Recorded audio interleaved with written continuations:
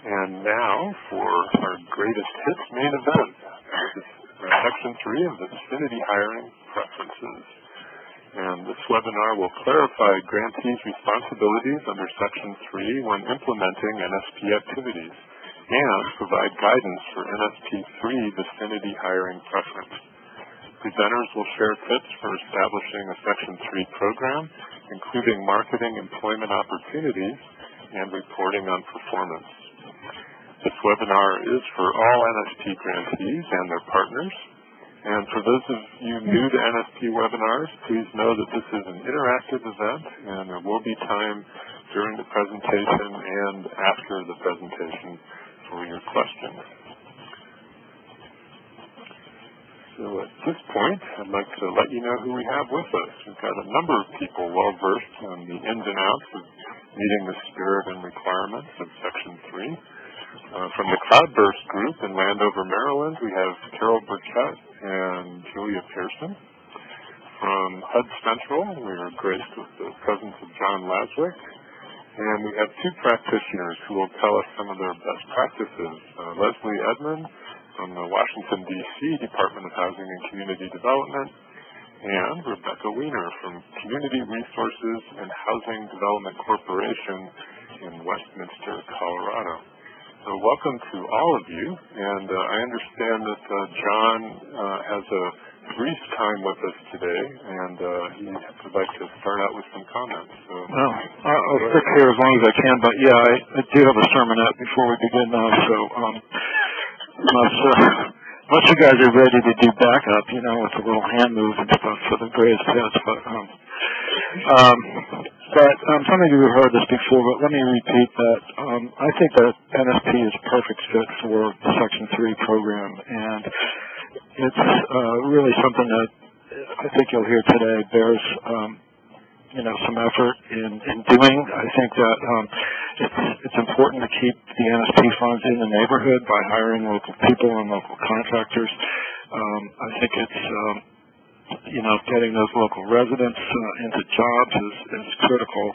And so in terms of the scale of the projects, the types of jobs, I think it's much easier to do it with this than with, say, major construction projects and things like that, so, major public works. So I continue to believe this, and I'm grateful that we have a couple of practitioners who can tell us that, in fact, it is working in their communities.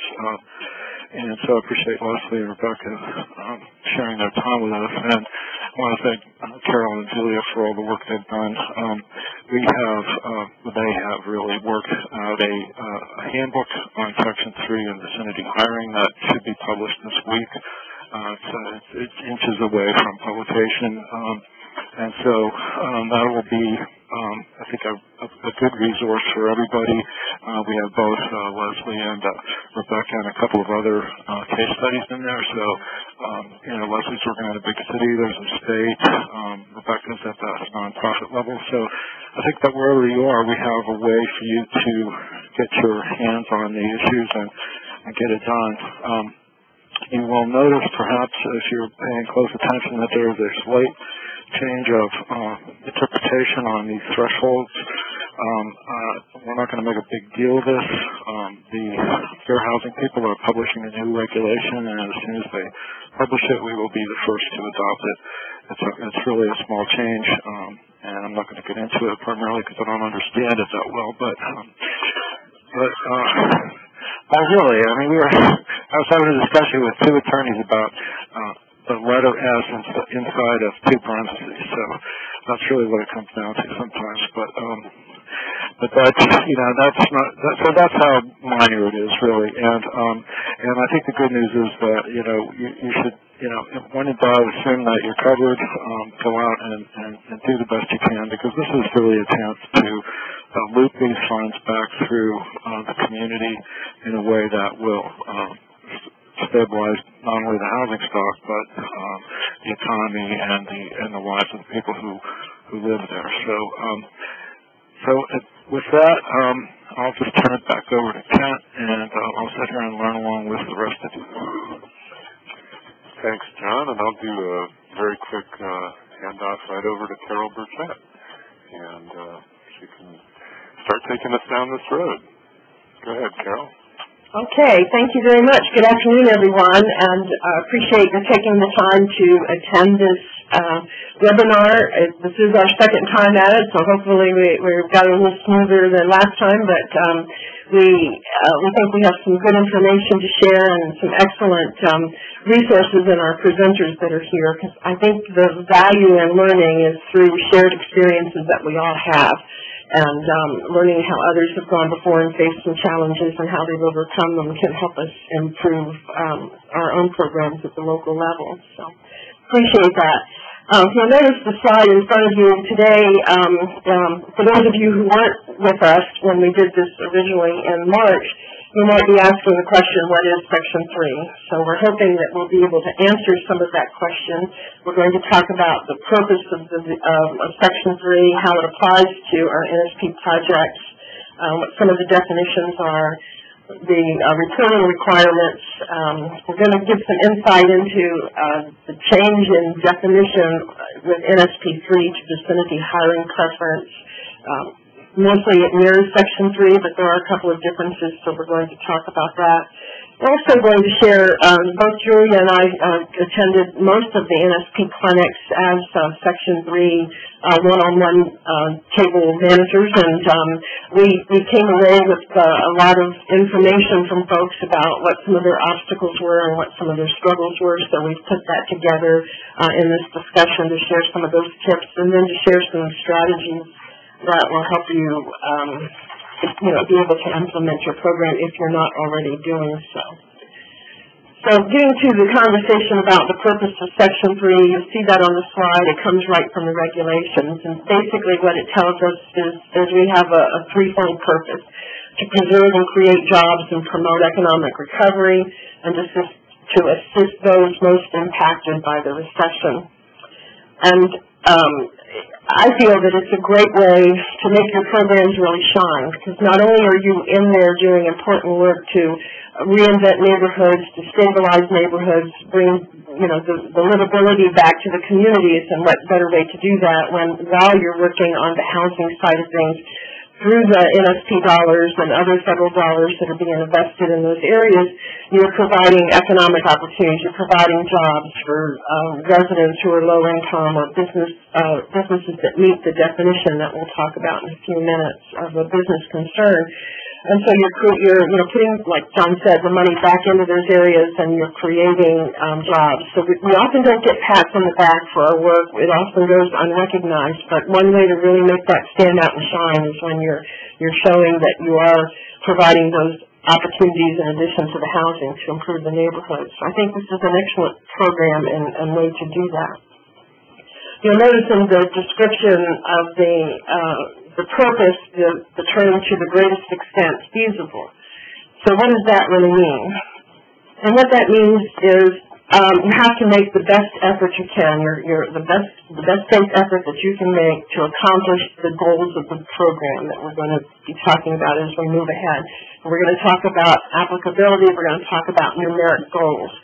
Very challenging. One of the things that Julie and I heard every time somebody sat down at our table, it was almost always the same story about the challenges to meeting these goals. So the intent here is that you make every effort possible to achieve the goals. You may not meet them, but if you're able to demonstrate the efforts that you made to accomplish the goals, then you won't be getting in trouble. And you'll be getting attention to the support that's needed to do that. An example of one of the things that we've often heard was, there's just no jobs in the town. I ran an ad in the paper, local paper, no one responded. So would that be considered a good faith effort? And our answer was a big no. A best faith effort would be you try to implement, or you help to fund some a mentoring program or you connected residents with opportunities for skill building. You perhaps worked with I'll get it, just a moment, with workforce and programs and other kinds of skill training programs, and you've reached out, you've networked with them, you've provided information, you've provided notifications to residents about opportunities that might be coming their way, so you'll know if they're interested. All of those kinds of things would constitute a best faith effort. You'll hear more about all of that when we move on through. So what we're striving to do is meet certain goals, but when we can't, we're going to demonstrate that we made a big effort and a strong effort to do that. So why are we having this talk? Well, things have changed over time. Section 3 is not a new law that's on the books. It was enacted in 1968. It came about as a result of the civil unrest and civil riots in Los Angeles in 1965. And, during that time, folks were saying we need to get people to work. We need to get them off the streets. We need to provide economic opportunities so that there won't be, this level of discontent. And so the law was created, it was enacted, and steps were laid out for how you accomplish it. Then it just kind of, ebbed and flowed and went away, and the discussions were, well, how do you avoid the intent of the law? Or it's just completely ignored. But our emphasis is different today. It is all about, how can we creatively implement these requirements? How can we get results? How can we make this a local jobs initiative? So a little bit of background on what Section 3 is, what it's not. It's not race or gender specific. It's not it is giving priority to certain classes of individuals, low income or business concerns that meet the definition, but it's not an entitlement, not a given for eligible individuals and businesses. It's also not only applicable to direct recipients, as you'll see when we go along. You're going to see and hear using the words recipient and grantee interchangeably. When you read the Section 3 regulations found in Section 135, they refer to grantees as recipients, one and the same. It's also not optional. It is a law. We have to follow this as one of the many other federal requirements. Often when I go on site to do NSP technical systems and we talk about Section 3, I get the response, well, we take steps to hire minority businesses or women-owned businesses, and we can document that. And that's not what we're talking about here, Section 3. Or they'll say, well, our documentation for this is we collect weekly payrolls, and we have information about who's working on the various projects, but that's really compliance for Davis-Bacon. What Section 3 requires is a little more information. It doesn't tell you if the employee is a new hire, because that's what Section 3 is about, not existing employees, but those newly hired because of the investment of NSP money. It doesn't tell us if that hired person lives in the target area. It doesn't tell us if they're low or very low income. So we have to make sure we understand that they're not one and the same and are distinct differences. Okay. So applicability. When it applies to you as a grantee is when you have planned to or are currently making an investment of NSP funds of $200,000 or more. And that's both for you and for subrecipients. So that's the threshold we're working with. If you have an investment of less than $200,000, then it doesn't apply. For contractors and subcontractors, this is the building trade, the ones who are going to do the work. If they have contracts that exceed $100,000 or more, or subcontracts that exceed $100,000 or more, then Section 3 applies. We'll talk more about that. When we're talking about Section 3, is the activities we're talking about are the ones you see on the chart. They're construction related. We're talking about housing rehab, which would also include lead-based paint abatement, demolition, housing construction, and other public construction like public facilities. This is just a chart that gives you what areas are covered. You can see for NSP, we're talking about the rehab, we're talking about demolition, and we're talking about redevelopment. Under CDBG, we're talking about housing rehab, infrastructure, and public facilities, and in certain cases, new construction. Again, this webinar is about Section 3 and not about program regs, but there are some conditions under CDBG in which new construction of housing can take place and public facilities. And then when we talk about the Home Investment Partnership Program, we're talking about housing rehab and new construction.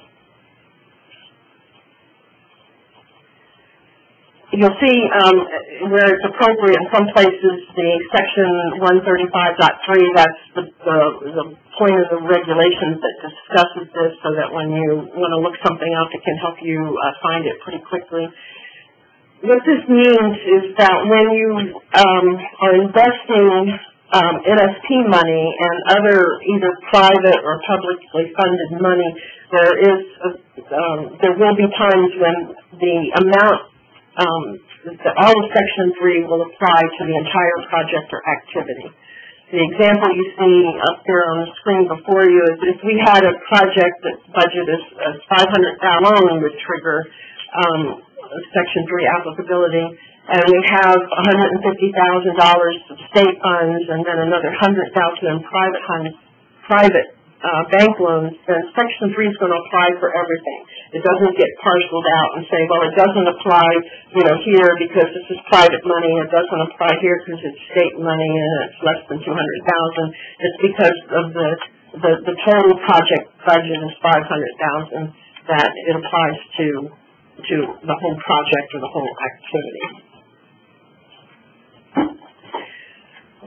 Section 135.5 talks about the definitions for Section 3. You can go on the web and get the full printout of all the regulations and all of the definitions. They have a good several pages of definitions that will help you understand program requirements. Here we're talking about building trades. So we're talking about carpentry and masonry and demolition, electrical, plumbing, anything related to the bricks and mortar, the sticks and bricks of a project. When we talk about numeric goals, you're going to see one way we can achieve our goals is by hiring folks that meet our definitions, and maybe they're not building trades, but they do work in support of building trades, which are professional services like architectural, engineering, management, administrative support. One of the things that folks were often surprised to learn is that if I as a grantee, because of my increased NSP activity and funding, but because of budget constraints, I cannot hire staff, and I know that's a very familiar feeling for all of you, but you have more work to do, and you need to spread people thinner and thinner. If you can, outside of your regular civil service hiring process, contract with folks who meet the requirement of a Section 3 resident or a Section 3 business concern who has the skills that you need that can help provide management and administrative support. Maybe they could be rehab inspectors, cost estimators, folks that you would hire for the duration of your NSP project. And if they are new hires who are not on the payroll, at the time the Section 3 funds were invested, and you're hiring them for this project, and they're going to be full-time, they can be temporary, seasonal, workers, and then at the end of the project, their contract would end. That can help you as a grantee with your staffing needs, but also meet your numeric goals.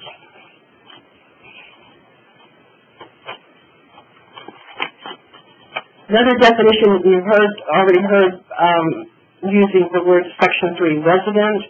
What that means is a public housing resident, or it could be someone who lives in the targeted area for NSP, since we target our funds to specific areas. It can be a metro or a non-metro county where our funds are going, but these are low-income people or very low-income people who live in our target areas, and they would meet that definition of Section 3. So how do we find out about these folks?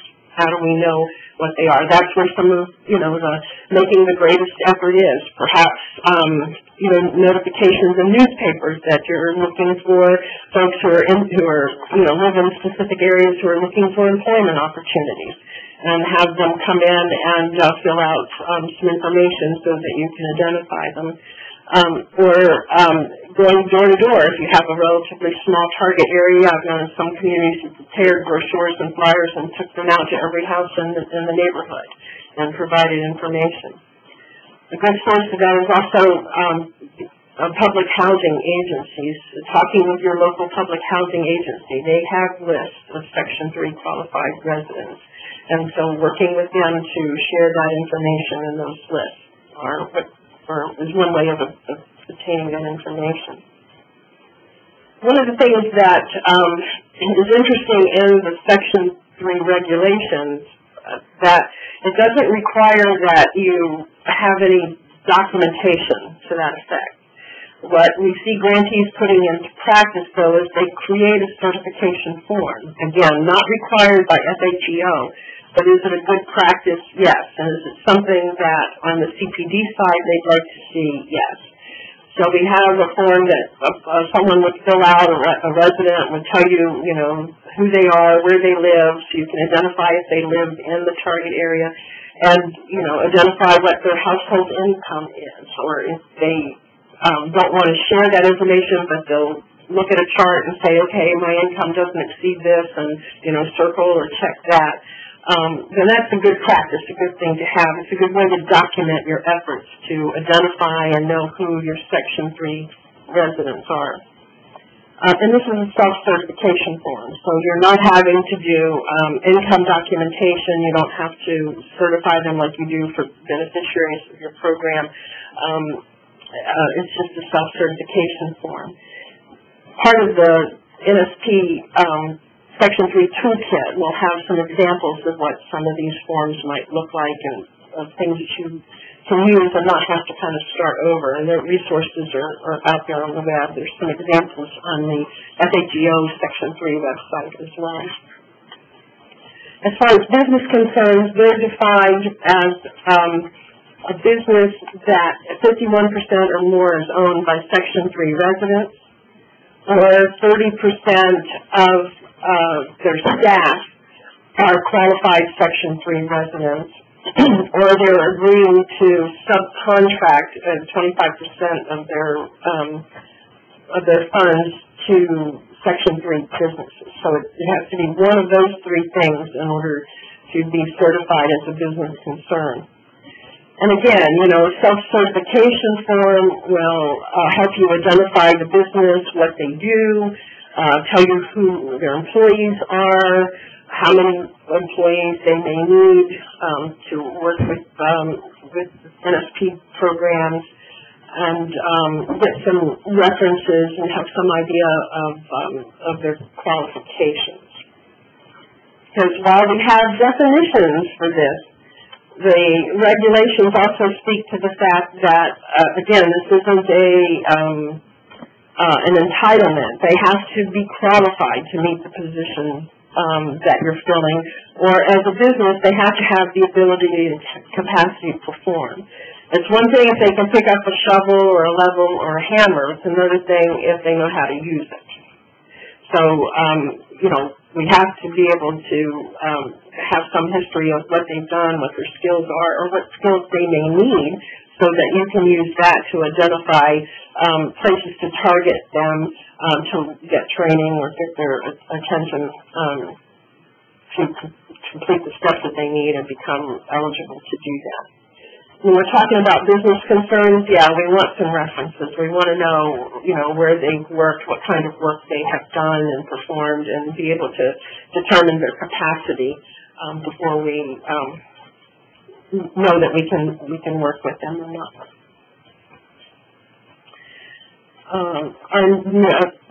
Let me see. I think I skipped one. Hold on a second. Nope. Okay. Numeric goals, we talked about that. These are the programs set by the regulations for Section 3. And they, as you see, 30% or 1 out of 3 of your new hires should be qualified Section 3 residents. So we're not talking necessarily that, you're going to have to hire, tons of people. 1 out of 3 new hires should be qualified Section 3 residents. When it comes time to your contracts, that 10% of the total amount of all of your contracts for building trades work and 3% for those professional services that we talk about. So when it says new hire, what does that mean? New hire means a full-time position for a new permanent, temporary, or seasonal position. And that is as a direct result of the NSP activity. One of the questions we're often asked is, can we rehire someone who's been laid off? And the answer is yes, as long as an employee was not on the payroll at the time that the contract was let for the NSP funds, or the NSP funds were invested in the project. And that can help count as a new goal. We often hear about contractors who hire, what they need for a job, and then when that job is over, the person gets laid off until the next time there's a job. As long as they're not retained on the payroll, and they're actually off the payroll and then are put back on the payroll, then they can be counted as a new hire.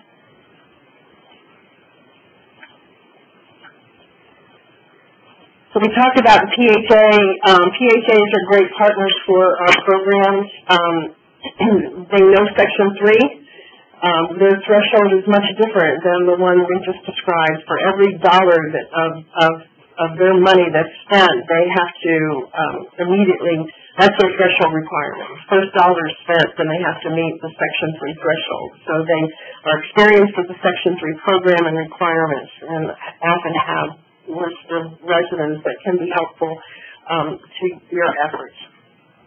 Also, as we got into NSP2 and we're working more with nonprofits and working with consortiums, PHAs are often brought in as a consortium member.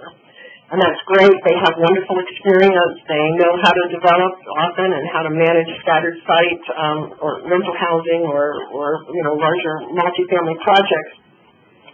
But when they are engaged in NSP activity, then they have to keep information under the umbrella of the NSP consortium. Let's use that as an example. NSP is a member of a consortium. A city is the lead entity or some other organization, and the PHA is developing a 30-unit scattered site rental management with NSP funds. So they have to report that activity under the consortium for NSP and then manage their other Section 3 compliance separately. That's a long way to say that. Okay. All right. Responsibilities. We're going to talk a little bit more about this first bullet when we get into, as we get further into the presentation. But one of the things that the Section 3 regulations require that you do is have a plan. Know what your procedures are for Section 3. So does that mean you have to have a written plan that has to be approved? No, not really. But what it means is that you need to, from the housing side and CPD side of things, you do need to have written policies and procedures so that you can describe, exactly what your plans are for implementing Section 3 and, do it piece by piece, section by section. So that involves some strategic planning, holding some meetings, meeting with your partners perhaps, and discussing, their involvement and their needs, and then together craft your policies and procedures. But it's very important to help you have a successful Section 3 program. Your responsibilities as a grantee are notifying Section 3 residents and business opportunities about training and employment, to notify contractors. This is a key part to a successful program, is opening those lines of communication, conducting mandatory pre-bid meetings and hearings, perhaps having Section 3 workshops, so that contractors know that if they're going to bid on opportunities that you have for them under NSP, that they have certain obligations and certain requirements with respect to soliciting work and soliciting the help Section 3 residents and business concerns. Facilitate training and employment of residents. Does that mean that, as the grantees, we have to provide the training? No.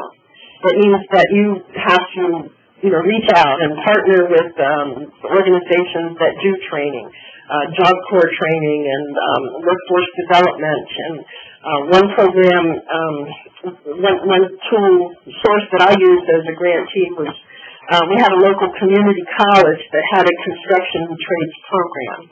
And they were teaching students not only skills, but also construction management. And I partnered them with nonprofits in our community. And they were able to meet Section 3 goals by having the nonprofits and the contractors that were working on their housing development projects to provide on-the-job training opportunities. And this worked because the community college had a plan where they had so many semesters in the classroom, but then they were actually almost had like a whole year of on-the-job training where they didn't go to classes because it didn't interfere with the workflow, but they could actually work on the job, and they would have supervisors from the training programs at the college come on site and provide guidance and things like that. So it afforded some opportunity for new hires, and there definitely were folks that met the income requirements as Section 3 residents, and then even some subcontractors as Section 3 business concerns. So it was kind of a lot of work, but it was very satisfying work because you networked and you pulled everybody together and achieved goals. The students got practical experience. We got to meet our Section 3 goals. So it takes that creativity and thinking about that to get those put these things in place that will help show your best faith efforts and maybe even meet the goals. The one thing I didn't tell you about the numeric goals, that these are minimal goals, so you can always exceed them. So what Section 3 and the regs say are the minimum, but you can always exceed them, and it's a very satisfying thing, for your agency when you can say that you've exceeded the goals. So the other responsibilities we have, and we'll talk more about this, is, documenting your actions to comply. It's going to be crucial. You may not be able to meet the numeric goals, but you can still be in compliance because you made that best faith effort. The annual summary report. This is a requirement of the program that they have. FHEO has to be able to document your efforts and what you have done to accomplish the goals. So they do this in this annual summary report. It used to be a paper form called a HUD 60002 that you did. That's now gone away. This is totally online reporting system. Part of the new regulations that John mentioned that they will be coming out with, they are also coming out with a newer online tool to do this. What's there now has some, quirks and some problems, but regarding this, this is a report that you do every year. It's due at the time that the CAPER report is submitted. If you do not submit a CAPER, then it's due by January 10th of each year or within 10 days of your project completion. So we put a link there to that report online, but you can just Google in the Section 3 reporting form, annual summary form, and it'll come up.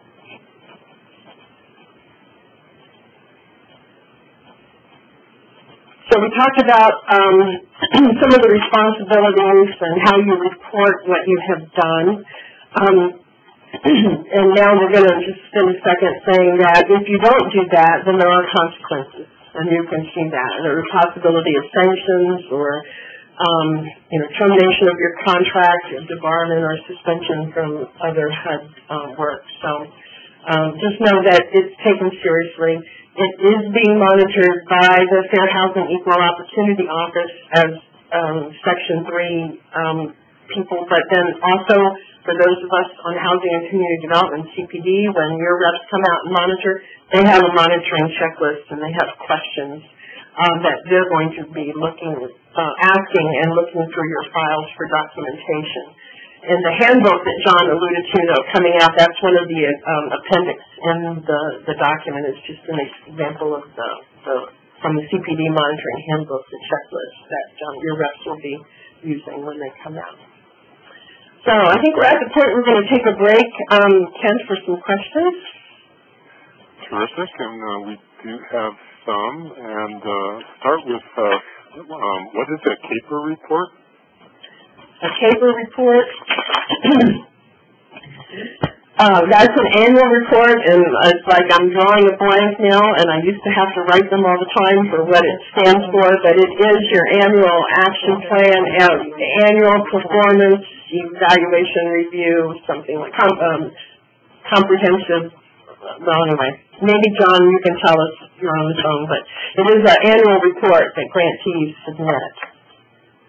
It's submitted with the CDBG program. So if you're a nonprofit, if you're a nonprofit that doesn't have an ongoing program with us, you would have to submit it separately. We do have some questions lined up, and if you'd like to ask a question, remember there's two ways to do it. You can see that on your screen. And we're going to start with Denise. And even if you've submitted questions in writing, if I have the ability to unmute you, I will. And we'll start with Denise Fletcher. Hi, Denise. Can you hear me? Yes, we can. Okay. Thank you. And if you could speak up a little more, that would be helpful. Okay.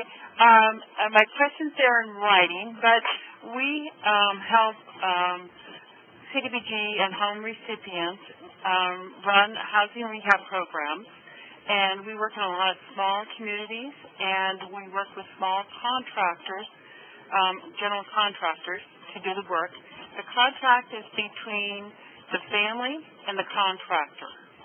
And we have a HUD brochure that indicates that housing rehab homeowners are beneficiaries, not recipients, and thus do not have to require their contractors comply with Section 3 when they contract to have the housing rehab work done.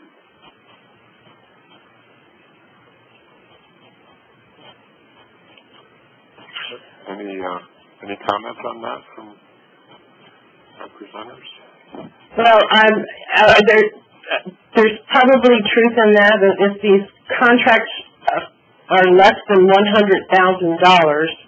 then the contractor is exempt from Section 3. However, the grantee for CDBG or Home PJ, if their investment in their housing rehab activities exceeds $200,000, then they do have responsibility for compliance with Section 3. And their requirements, they do get a grant in excess of $200,000, because most cities and counties aren't hiring right now. So it's only to the extent that they hire any employees after receiving their grant. Is that correct? Correct. And it's only and so within that, it's like in a county circumstances where there's multiple county departments. Are they responsible for any hiring any place in the county, or only in the department where the grant is operated? It's only for jobs that are related, full-time jobs related to the activity. So it would be for any full-time NSP employees. If they were hired and they're in the accounting department, they would still count, but not all the employees in the accounting department. Okay. So it's only within the hiring related to the grant. Exactly.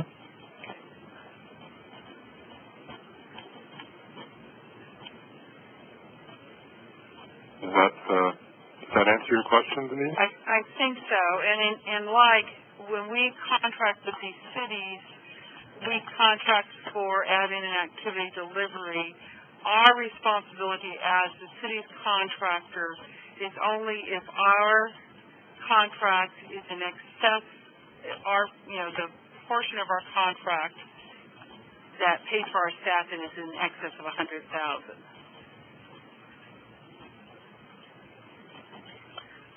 Can you say that again? Say that again. Okay. We, for instance, we'll take a $500,000 grant and implement most of it for the city, but $400,000 of that, or let's say $405,000 of that, is for direct construction to the general contractors. Does not pay for any of our staffing. So maybe our contract for our staffing is less than 90. I think, as I recall, there is also something related to Section 3 hiring. Only relates to construction. That's correct, and positions that would support the construction or support the program, the function as it relates to construction. I might have missed something, Denise. You represent what type of entity? We're a nonprofit.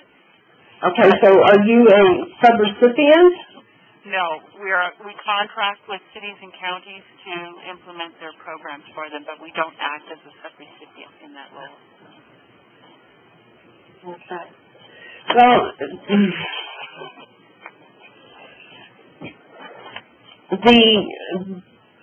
the grantee or the PJ who receives the money is the one who's ultimately responsible for compliance with Section 3. So since their investment is larger than $200,000, whether it's NSP or home or CDBG, then they still have to take steps to encourage the hiring of folks who live in the areas where the activity is going on, and to notify people about opportunities and to reach out to contractors and like. So that's always ultimately who the responsibility is with. Okay. Good. Well, thank you for those questions, Denise. And we'll move on now to Donna. And Donna B., hello. Hi. Hello? Go ahead. Yeah, we can hear you. Oh, I put my question in writing. I'm sorry. I didn't know you were going to call on me. That's okay. Go ahead and ask your question. Well, Section 3 compliance under the resident eligibility, are the new hires limited to residents within your incorporated city limits if you're a local municipality? Or does it expand beyond that? The preference has to be given to those who live in the areas where you are targeting your NSP dollars. And if you don't have residents who can qualify for jobs or whatever within your target area, then you can go outside of that and have them be eligible. But first preference has to go for those within your NSP target areas. Okay. Is there any documentation that we would have to support exhaustion of target area residents? Yes. I mean, there's nothing prescribed, but certainly when you're completing the annual summary report and you talk about barriers or impediments or, steps that you took in order to meet the goals, then you would describe what you've done. Okay, in a narrative in the case. Yeah. Okay, thank you. Not a paper. We're talking about the Section 3 annual summary report. Okay, thank you. Thanks, Donna. And next up is Diana, and then Constance will be after her. So let's go to Diana now. Hi, Diana. Hello. Diana Wazlowski? Yeah, I put mine in writing too. But basically, does vicinity hiring have an influence on procurement? So if you have put your rehab or new construction out to bid, do you give preference to local contractors?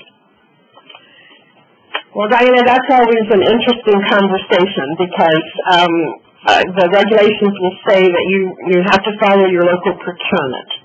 laws, which may not allow for you to give any preferences. So one of the things that you have to do is work within your local procurement folks to have this conversation about what you're obligated to do under Section 3 and how can that be included in a procurement. It might mean it can mean many different things, but it's a challenge a lot of folks have because some procurement rules are pretty restrictive, and want to make sure that it's fair and equal and unbiased and no preferences are giving. And because here we're saying we need to give preference to those that we've qualified as Section 3 business concerns to give them opportunities to be hired.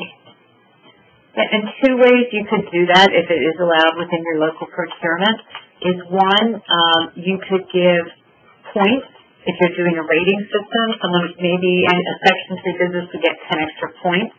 Another way that could work is that a Section 3 business could have a bid that's within 10% of the lowest bid, and if it's within 10% of the lowest bid, that you would take the Section 3 over the lowest bid, the Section 3 business over the lowest bid.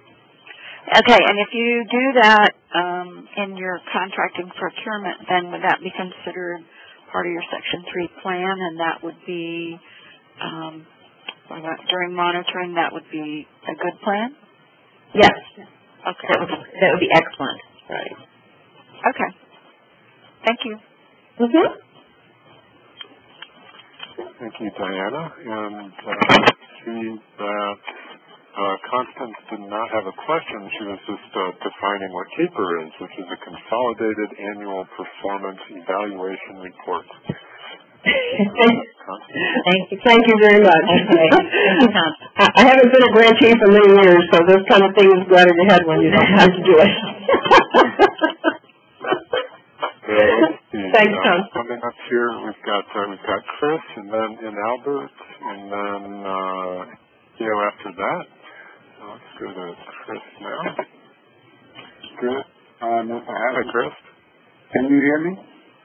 Yes, we can. Okay, good. I'm with the Housing Authority in Columbus, Georgia. We are acting as a subrecipient, around $500,000. My question is,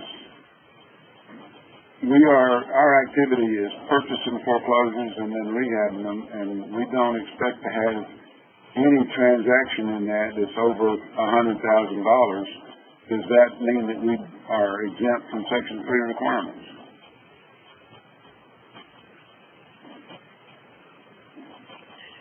As a subrecipient, what is your agreement with the grantee in excess of $200,000? Yes. It's about $500,000. $500,000? But we're going to spread that out over several properties, and of course then spread it into acquisition contracts and rehab contracts. Okay, which would not exceed $100,000. That's correct. Okay. Well, this is, in those cases, when the contracts for the actual construction work are less than $100,000, then the contractors are exempt from Section 3 requirements, but you as the subrecipient would still be required for compliance. Which would mean that you should still try to get 10% of those contracts to be Section 3 businesses. So you should try to get the contracts to be Section 3 businesses, or somehow you should make an effort to give Section 3 businesses an opportunity to bid on those contracts. Right. Gotcha. Right. Okay, thank you. Okay. Thank you, Chris. Dan, there's a lot of questions still lined up here. Do you want to take more, Carol and Julia, or would you like to continue with your presentation? Well, let's take a couple more. So far the questions haven't sort of been jumping ahead yet, so it's right in line with where we've been. So we have plenty of time, so we can take a couple more. Let's take like 3 more and then we'll move on. Okay, so next up is Albert, and there you go. Hello. Hi, I hear you well. Thanks for taking my call and thanks for the class. My question is basically to verify that the new employee or the business that we're going to hire as the recipients are Section 3 qualify. How do we do that? Do we ask for proof of income, some kind of public assistance vouchers, or some affidavits? And then how do we underwrite that? How do we verify that that is legitimate? Okay. Well, basically, the Section 3 regs do not require that. They don't require any specific documentation or any underwriting.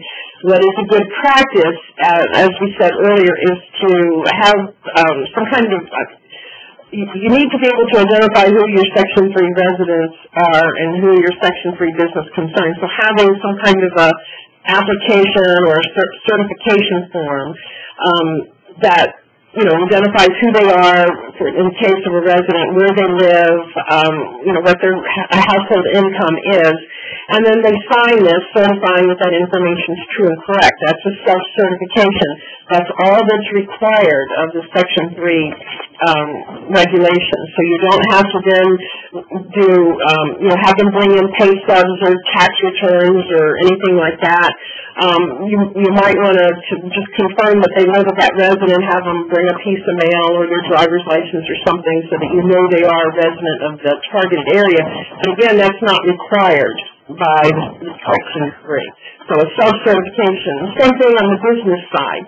Now, in practice, as, a former practitioner and a grantee, I went into a little more detail with the business concerns because, one, I needed to make sure that they were in good standing and, within the state or the city that they, paid their occupational tax or they, particularly if they were contractors, that they had the required licenses and insurance.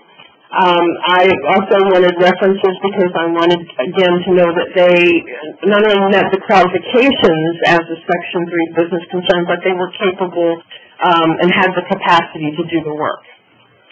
And so I took it to a different level when I was trying to certify construction companies as a Section 3 business concern, because that gets pretty serious if they don't have the financial means to manage the contract, if they don't have the skill sets and things like that, and especially if they didn't have the proper state licenses and insurance requirements.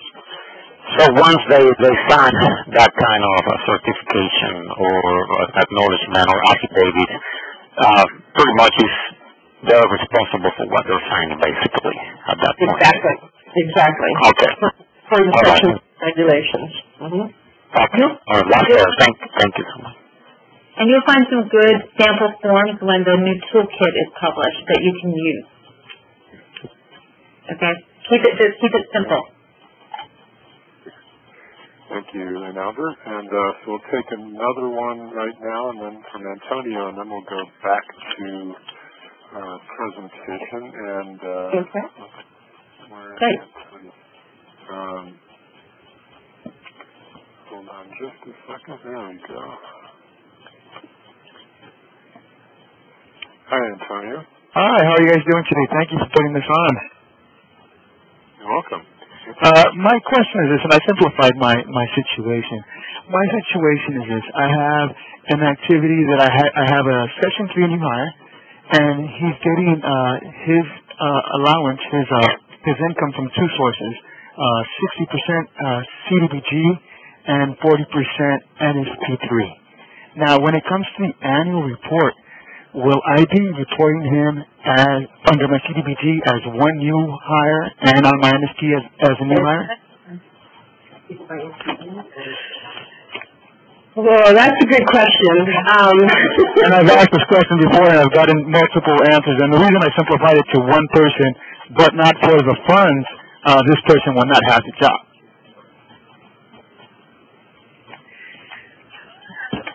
Maybe.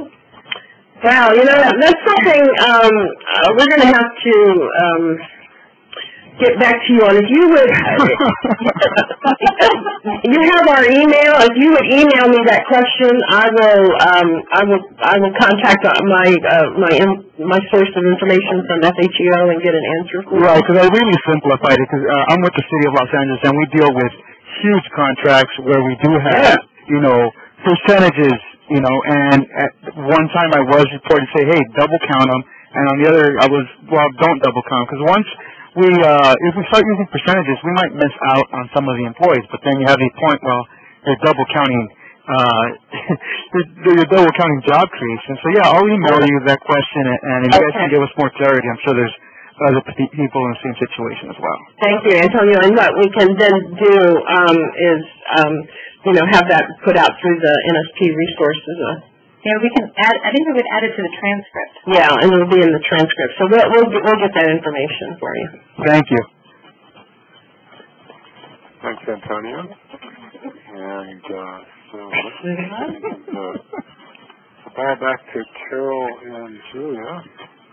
And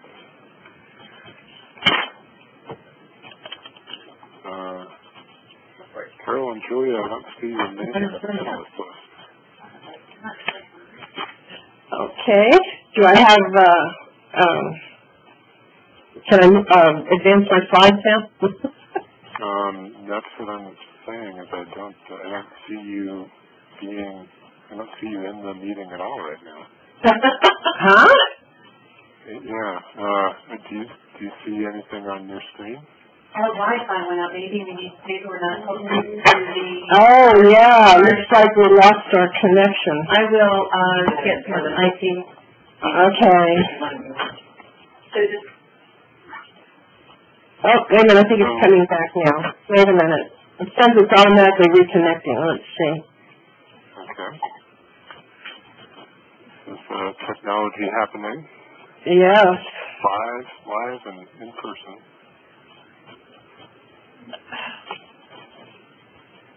Okay, let me see. I click to return to the event. Let's see if that happens. I'm so sorry. And do you have a, we can take more questions here. Oh, there you go. I see you back in now. Perfect. Okay, good. I will hand you the ball.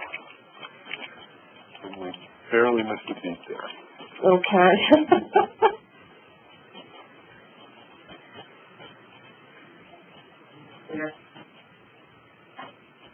Okay, there we go. Cool. Hold on just a second. Okay. Especially on this end. Okay.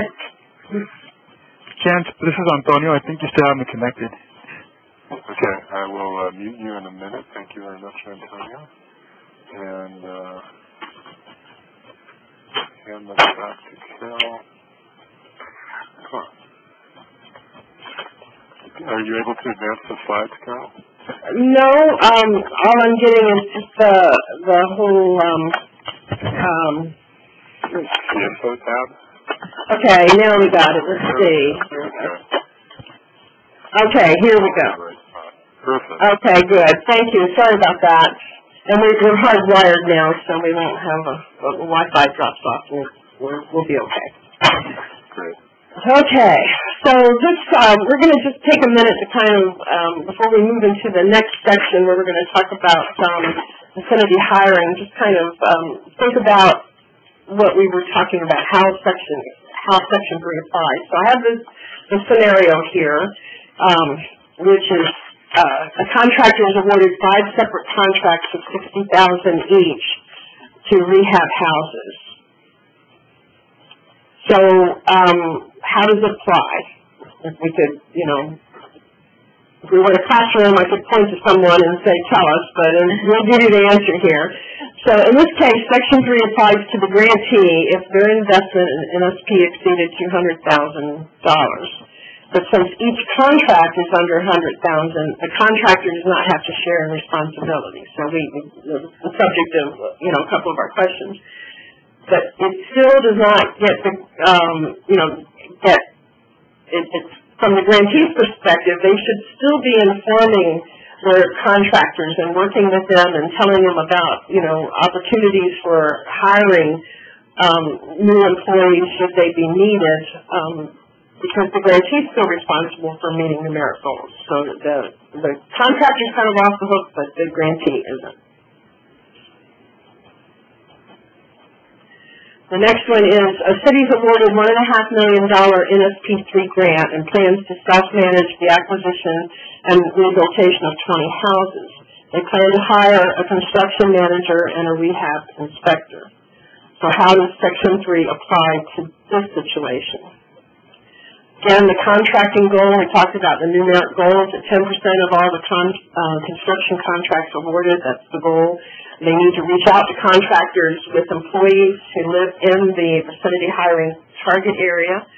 We mentioned vicinity hiring target area because it is NSP3 and the term's a little bit different. We'll talk about that. Section 3 resident living in the vicinity hiring target area. And that will help them meet their numeric goal. And the last scenario is we have a subrecipient who's awarded $175,000 of NSP funds to develop a house, and they're going to hire a general contractor for $130,000. So the question is, how or does Section 3 apply? And in this case, it doesn't, because the subrecipient is exempt from Section 3 because their award is less than $200,000. And because they are exempt, the contractor is also exempt, even though their contract is over $100,000. Does that mean they can just, wash their hands and say they're done? It should not be. The grantee should still be encouraging their subrecipients to, still reach out and make attempts to look for opportunities for employment for residents in, their target areas. So, just a couple of, scenarios for food for thought. I'm going to now turn this over to my colleague, Julia Pearson, and she's going to talk to us about NSP3 and vicinity hiring preference. Okay, well, NSP3 has its own Section 3 requirement. Essentially, it requires that your first preference for hiring and contracting should be with low-income individuals who live in the vicinity of your project. So in simple terms, this means the NSP money should go to the neighborhood residents where the project is located. So what is meant by vicinity? In NSP3, HUD defines vicinity as meaning the area of greatest need, which is the area that has already been identified on your application for NSP3, and it's usually a small and targeted part of your community. It shouldn't be really hard to meet this requirement. So everything is the same except the vicinity hiring preference for NSP3. You have the same responsibilities, the same thresholds apply for Section 3. You have the same numerical goals for new hires and businesses. So to understand how the vicinity hiring preference is different for NSP3, I just want to show another illustration. So Carol, if you don't mind, skip up a slide. There's a chart. Okay, in this chart, it really shows the difference between NSP1 and 2, which is in that second column, and NSP3, which is the third column. And again, if I were here, I'd be pointing for you what I'm talking about, but you can see that.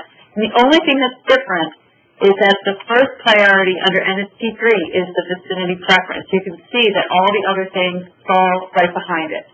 So this is for everybody. For NSP3, it's just where vicinity comes first, and for everybody it follows this sequence. The neighborhood or service area where you are, or the city if your area is no greater than your local government. The next layer up is youth-filled participants, and the last one are Section 3 residents in the metro area or non-metro county. I mentioned here a side note about youth-filled. It's really no longer a part of HUD, but it is listed in legislation, and there's still some active youth build programs out there, so you still should be reaching out to them if you're in your community. But what this also tells us is that a good way to meet your Section 3 requirement is to partner with a youth job training program, so that would be considered good practice also. And something that we said earlier is that housing authorities, their preferences are a little bit different. Their first preference is to residents of the public housing building projects where they're doing the work. So let's go back to the previous slide.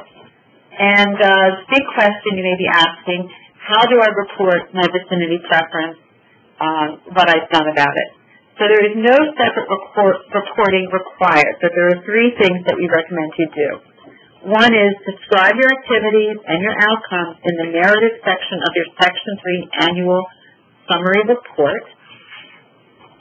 Two, feel free to note your progress on your QPR when you do that. That's a great place to give yourself credit for what you've accomplished. And three, Carol already mentioned this, you could be monitored either by FHEO or by CPG, and they're going to ask you, what have you done to meet the vicinity hiring?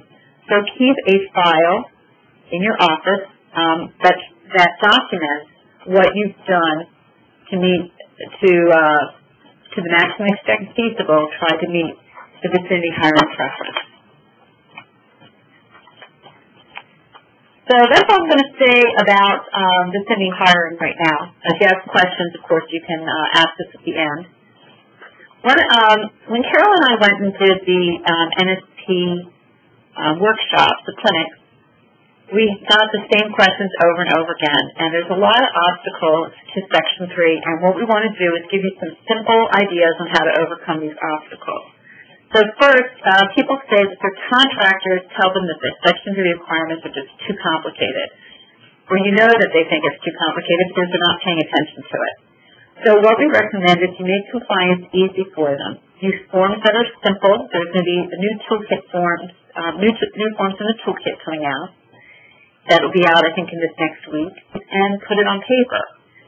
So if they have a $250,000 contract, put in writing that $25,000 of their subcontracts need to be with Section 3 businesses. And then discuss how they're going to do that. Where can they find some businesses? How can they do that outreach? Help them achieve that goal. And then ask them, how many new people are you going to hire as a result of this contract? If they say 3, then it's easy. You write on the piece of paper, one of those new hires needs to be a Section 3 resident, and you expect them to report on it. Talk through with them how they might accomplish it. Who could they partner with? Where could they find this person? Another big comment we hear is that their contractors really don't take Section 3 seriously. So again, we recommend that you tie Section 3 compliance to getting paid. Require a Section 3 report in order to get that final retainage draw request. Or for larger contracts, we've seen that Section 3 could be required, a report on their Section 3 progress could be required with each draw. Another issue that comes up is that contractors say, well, they're small businesses and they hire the same crew every time for all their work, and they don't have new hires. And this is something Carol already mentioned earlier, and I'm just going to reiterate it. In Section 3, new hires are defined as any employees who are added to the payroll full-time to work on a contract. So if crew members are laid off between assignments, then they're new hires when they're brought back on the payroll. So they can just be on the off payroll for one day when they're brought back, they're a new hire. And of course, 1 out of 3 of these new hires needs to be a Section 3 resident. It's something to really explore with some of these smaller contractors. So they may themselves qualify as a Section 3 business pretty easily because they constantly rehire low-income people. Other people are just saying that sometimes their Section 3 program just isn't resulting in any new contracts for hires. And this is one where Carol has said, well, if you're just putting an ad in the paper, that's not good enough. That's not a good enough excuse for saying that you aren't being successful. So we suggest several approaches. Who can you partner with that already serves people that are Section 3 eligible in your community? Workforce program, a minority business program, the community college. There's other ideas here on the slide. So what we suggest, another thing to do is to conduct trainings. Have a Section 3 training with your contractors. Now, they may not come out to a Section 3 training if you call it a Section 3 training. So maybe you put it in as part of the bid conference. A pre-bid conference, or maybe you say contractors, how to help you hire local residents. So make it an inviting meeting, and maybe get one of these jobs programs that you partner with to make a presentation. And the last thing I'll say, it's really okay to start small. get a pilot program your first year, try to get some success, and then build on that.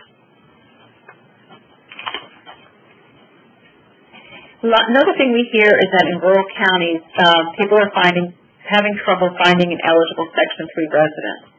So, of course, the first preference goes to the people in your county, and you need to document an effort that you tried to find them.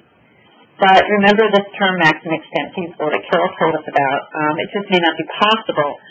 So you can and should hire Section 3 residents or contractors from nearby areas if that's the best you can do. So there may be a larger town or county that has more businesses in it, or maybe even a housing authority nearby that you could partner with. So those are our tips, and I'm going to turn it back over to Carol.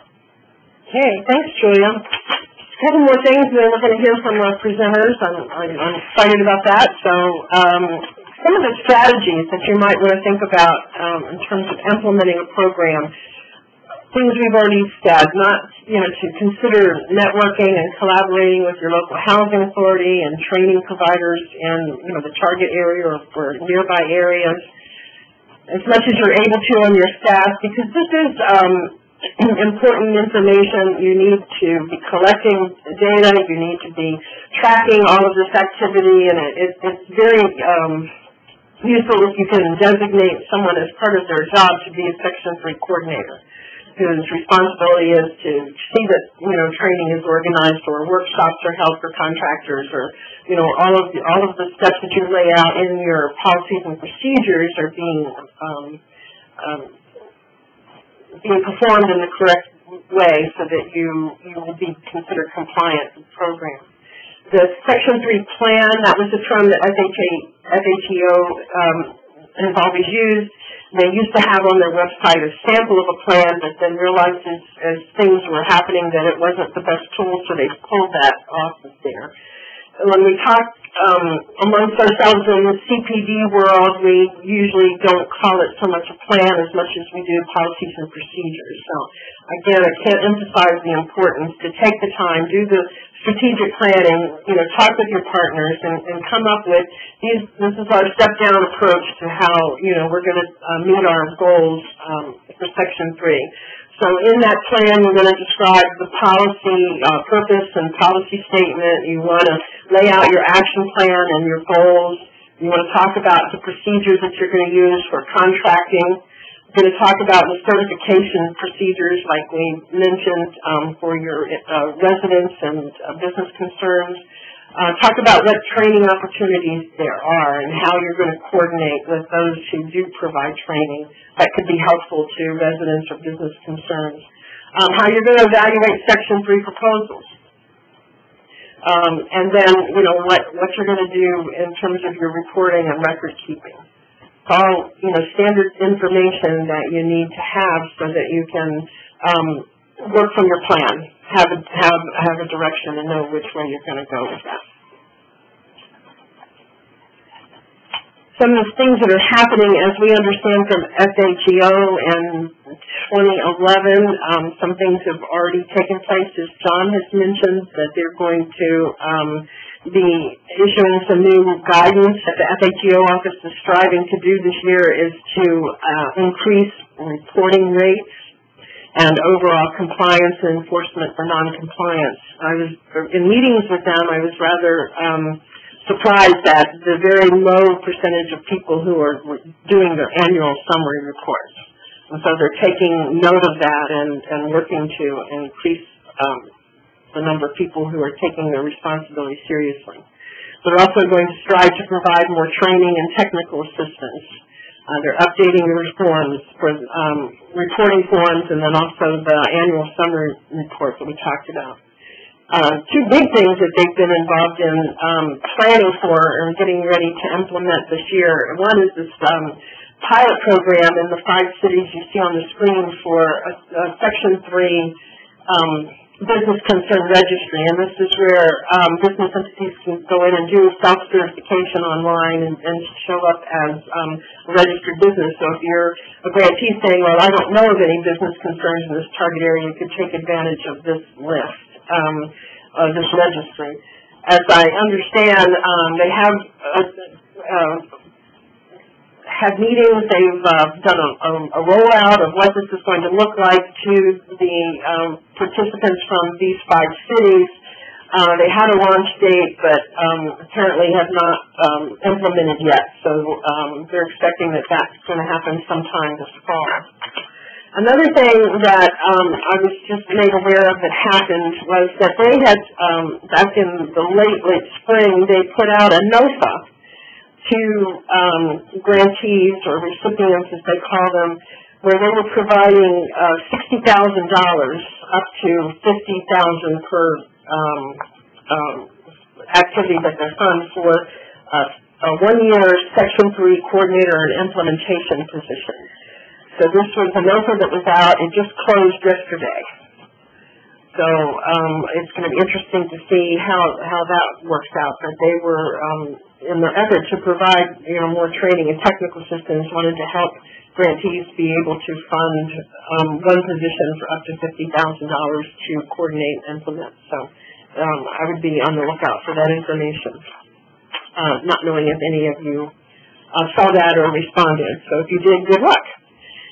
So, okay, it's now time to hear from our very patiently waiting presenters. I'm going to first ask Leslie Edmond to come on and give us a brief description of their Section 3 activities. Leslie's work came to my attention when we were helping to craft the handbook and look at resources and tools that grantees have created for their use, and Leslie has done a phenomenal job with their website, where they have their own in-house registry and they post jobs and they have all the forums and training opportunities. So, Leslie, please tell us about your program. Hello, can you hear me? Yes, ma'am. Okay, great. Again, I'm Leslie Edmond. I work here at the D.C. Department of Housing and Community Development. I work in the Office of Program Monitoring. And our approach to Section 3 is multi-pronged. And, of course, the first prong is going to be compliance. And so what we do is apply an early intervention strategy, basically. We put Section 3 information in all of our NOFAs and the RFPs as the regulations require. So this basically sets the stage for our Section 3 compliance monitoring from the beginning so that all of our recipients and their contractors know that the projects are going to be covered by Section 3. Another key part of our strategy is that we incorporate Section 3 into our existing compliance monitoring processes. In OPM, the Office of Program Monitoring, that's where we do our days of staking, our fair housing, and our relocation. So as part of that process, I review all of the housing construction, housing rehabilitation, and public construction projects for Section 3 applicability. So prior to any of our recipients receiving our funds, we require them to complete a Section 3 plan. We call it the Section 3 Opportunities Plan, and a program certification. The Opportunities Plan gives our recipients a chance to tell us how they're actually going to meet their goals. So we have them state what the numerical goals are for the hiring and the training, also for the contracting, and then we have a narrative as part of that plan where they're going to elaborate on their actual outreach goals to do the hiring and the contracting. I think the goal setting is a key part of our approach because we have a monitoring expectation that is set early on in the process, which makes it a lot easier when we're going through doing the reporting, doing the site visits, and doing any kind of document reviews. General contractors are also required to submit plans and certifications. This comes, of course, after they've actually been contracted by the recipient and get their funds. But as part of our compliance process, we're making sure that our recipients are making their recipients, or I should say subcontractors, aware of the Section 3 requirements and policies and procedures here. So we monitor the projects for the life of the project. We do the site visits, document reviews, and we also do quarterly reporting. We do review of payment requests. I noticed there on 528 how you mentioned tying in reporting to the payments, and that is a great enforcement mechanism. I do quarterly reporting, and if reports aren't in on a certain time, I will pull a payment request and delay that payment. or if there's other documentation that's needed on a project, I'll go ahead and call the recipient and let them know that their payment request could be held up if they don't respond accordingly. Here in D.C., we already have a first source law that's been in place for about 30 years, and that requires that people basically who get the district funds have to hire D.C. residents for their programs and some of their contracts. We also have a CBE program, a Certified Business Entity program, and that's similar to DBE programs in other states and jurisdictions. So in D.C., most of our recipients and contractors, they are already kind of familiar with these hiring and contracting requirements. The second prong of our approach is education. We conduct a mandatory annual training. Usually the recipients bring along someone from their general contractor to attend for them, since they're usually implementing the actual compliance process for the project.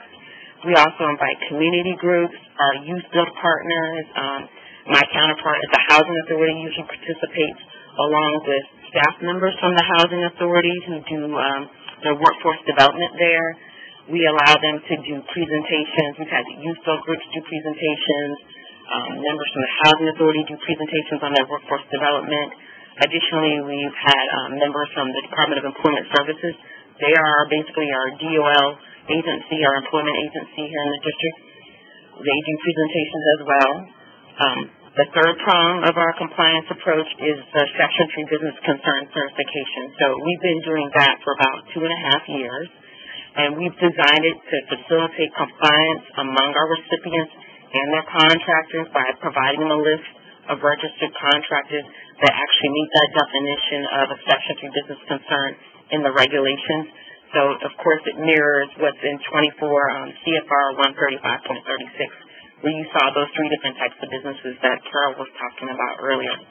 And our application process is basically modeled after our local CBE certification program.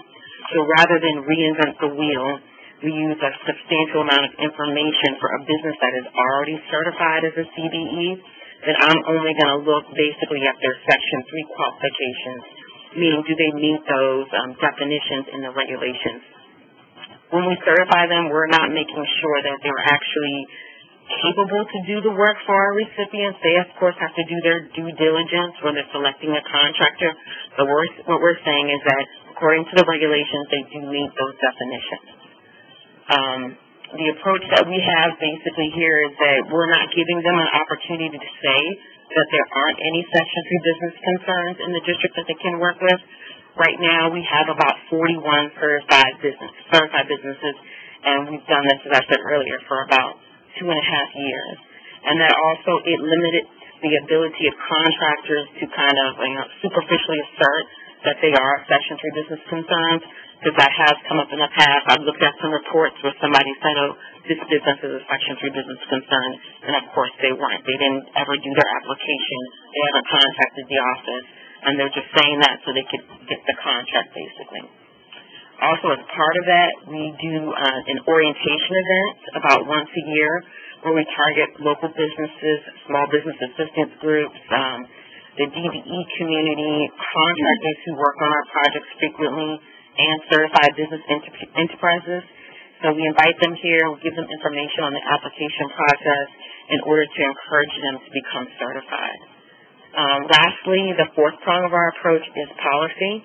We have an administrative issuance here at the agency. It's a policy document in which we apply Section 3 not only to our federally funded projects, HUD-funded projects that is, but also to projects that get district funds for housing construction, housing rehabilitation, and public construction. And this is important in the district because all of our funding to support affordable housing doesn't just come from HUD.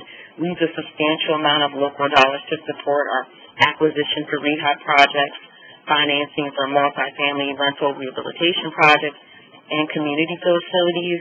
And when I do an analysis of those projects, I've seen that about 1/3 of our projects use exclusively local funds. And then the rest of those projects, about half of those, are a mix of both local and federal funds. So if we didn't apply that, we'd be missing out on a significant portion of jobs, training opportunities, and contracting opportunities. So that's a key component of us getting our Section 3 residents those opportunities here in the district. So thank you. Thank you very much, Leslie. If you have some specific questions of Leslie, or if you want to see if she has any resources that she'd be willing to share, you see her email up on the screen, and she has assured me she will, to the best of her ability, help you out. Right, Leslie? Thank you so much. Okay, now we're going to hear from Rebecca Weiner. Rebecca works for a nonprofit organization in Westminster, Colorado called Community Resources and Housing Development Corp. And I know that John has met Rebecca and was real excited about what they were doing and led us to her. So thank you for being here, and please go ahead. All right. Good afternoon. Again, my name is Rebecca Weiner. I am the Compliance Specialist at Community Resources and Housing Development Corporation. We are a nonprofit subrecipient of around $12.5 million NSP2 dollars and are part of the Chicanos por la Causa consortium of nonprofits. Our typical rehab budget is around $20,000 to $80,000, which relieves our contractors of any of their Section 3 requirements by HUD. But due to CRHDC's limited hiring opportunities, we are requiring our general contractors to step up and assist CRHDC with our Section 3 responsibilities. So we have set up our program so that it's impossible to ignore the Section 3 requirements that the general contractors have to take over. So the first stage of our process is during our contractor procurement process, we pass out information in our request for qualifications about our Section 3 program and what their requirements are going to be in order to participate. And then we discuss these requirements during the pre-qualification interview, and then the answers to our questions about Section 3 are taken into account when we are doing the point system and we're choosing the contractors to work with. The Section 3 requirements are also discussed during our pre-bid walkthroughs. If contractors think that they might need to hire additional employees, we mention our affiliation with the HUD Youth Build program. If builds come back and are marginally different, past participation in our Section 3 program is taken into account and used as a tiebreaker.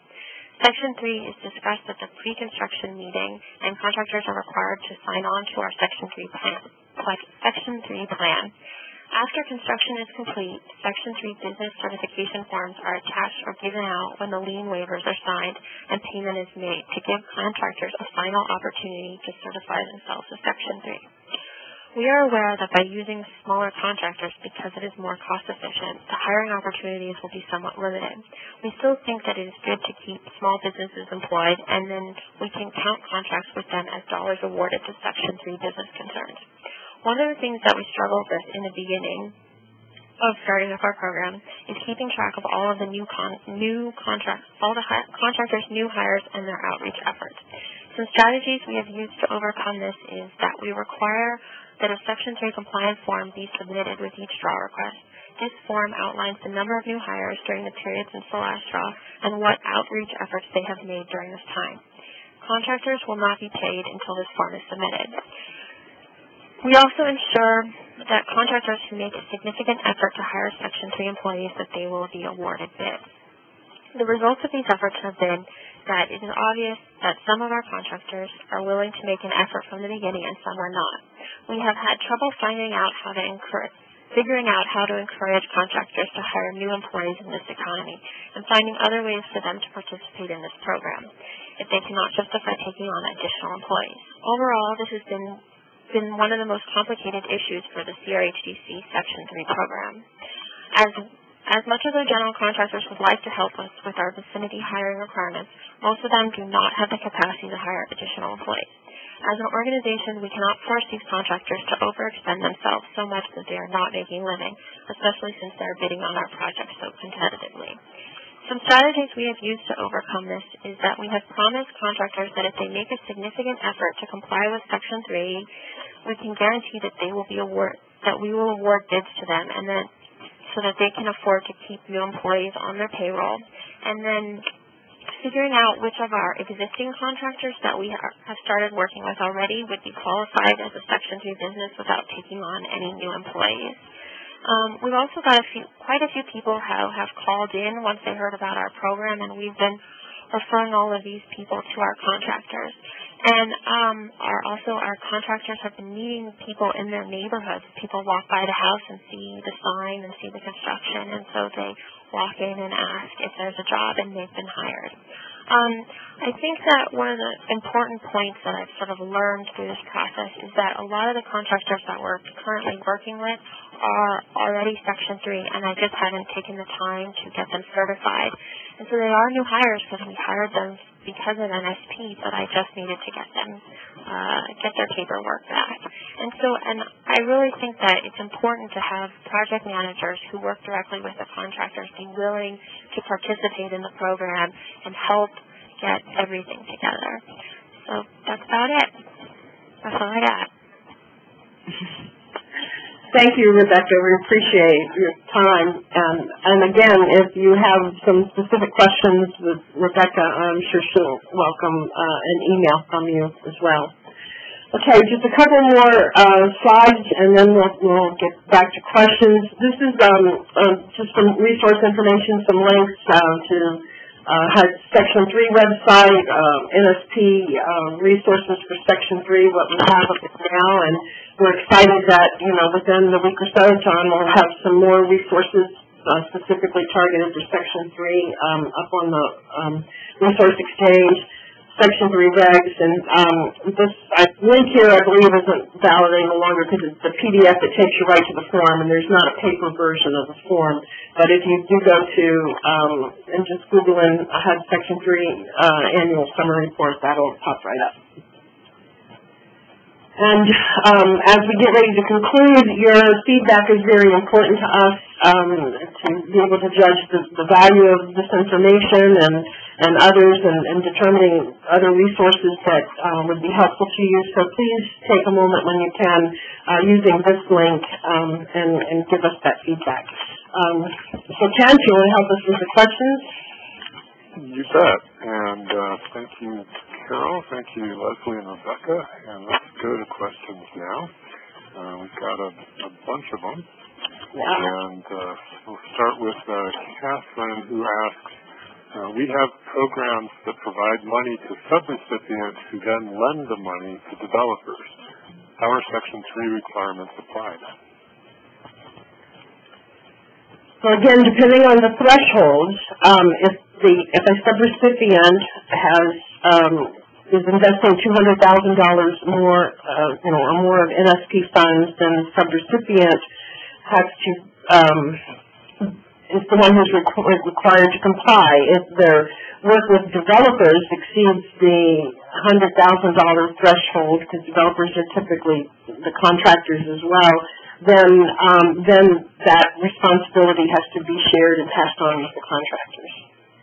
Can I just ask a question, Carol? For NSP, financing mechanisms are not required. You're not required to do that for NSP, and this person said a loan. So how might? Oh, okay. I'm sorry, I missed that point. Okay, that's correct. It would not apply because when the Section 3 requirements apply is when it's construction related. So if it's a financing mechanism and it's not actual bricks and mortar, hammers and nails, then it would be exempt. Thank you, Julie. Okay, and from there, Polly, and I will unmute you. This long list of people. There we go. Hi, Polly. Yes, hello? Hi. Hello. Hi, can you hear me? Yeah. My question is, we've hired an intern from CSU in Colorado that's attending a construction management program, and his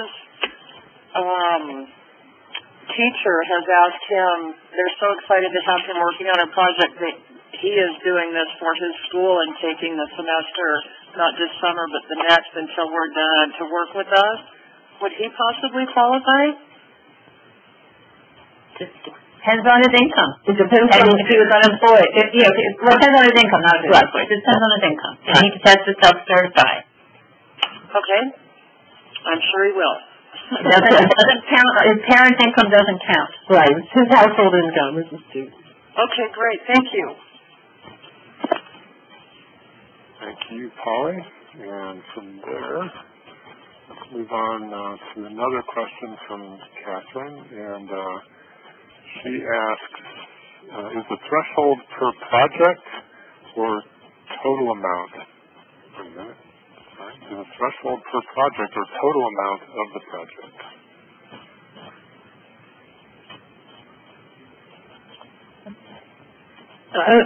Yeah, I'm trying to understand the difference, but again, if a grantee is awarded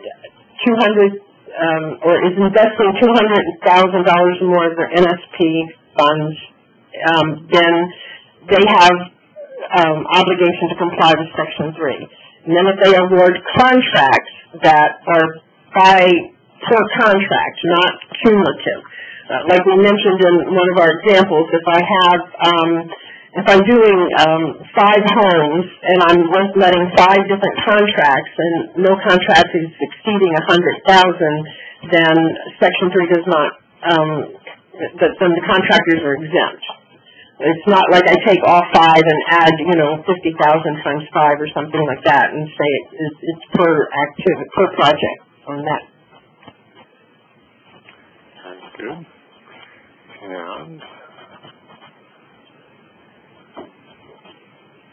let's go now to Shelley Wallace. And I'll unmute you, Shelley. Hello. Hello. I just wanted to confirm that the self-certifications are based on household income, not just their income as an individual. And it is 80%. It is 80%, yes, and that is correct. It is based on household size. Okay, thank you. You're welcome. And it's 80% of AMI, for those of you who didn't catch that. You can get it right off the Section 8 income limit. Get the numbers for your community. Thank you, Shelley. And Denise has another question here, so let me get to her. Hi, Denise, are you there?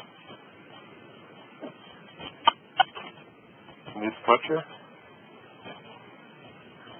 Not there. So what she said is, sorry, can you hear me? This was, yes, okay. you can. Go ahead. I was just, we have had some instances where some general contractors have declared themselves to be Section 3, but we question the validity of their determination. What's our responsibility to validate that? Well, again, Section 3 doesn't require that there be any supporting documentation to validate that. Is it good practice to? Yes, and if I've known some cases grantees actually put out an RFQ and have folks who are contractors respond, and they have an application that goes with that RFQ, and they ask for, pieces of information like their licensing and financing, their financial situation, their, insurance requirements, references from previous jobs, and then they verify that information. If they don't find it acceptable, then, they don't qualify them as a Section 3 business concern. So it is okay for you to ask for specific information if you question whether or not they qualify. Mm-hmm. You can dig a little deeper. You just don't have to make it the requirement of everybody. It's only if you think there could be some fraud or misrepresentation on their application. And while there's no, requirement of Section 3, that doesn't mean that you can't, design your own process and have your own set of requirements. Thank you. Mm-hmm. Thank you, Denise. And next up is Athena. And let me find her. There we go.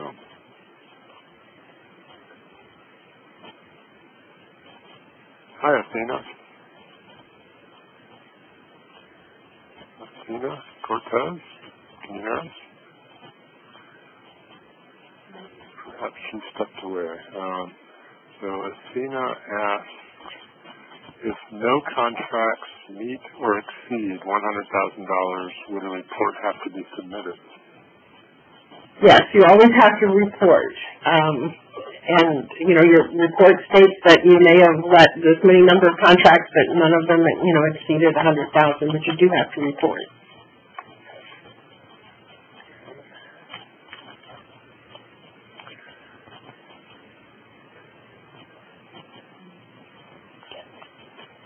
Okay, now we're on to DT. And DT asks, are there TA providers on the ground to provide TA to grantees and their sub-grantees? And how does a firm become a TA provider? Okay, the first part of that question is there are TA providers who can, you know, who are available and have expertise to do that. If you do require TA, you can put a request into the NSP Health website, and the kinds of TA that you might need for Section 3 can just be done over the phone. They have something called on-call TA, and they will assign an approved NSP TA provider to work with you.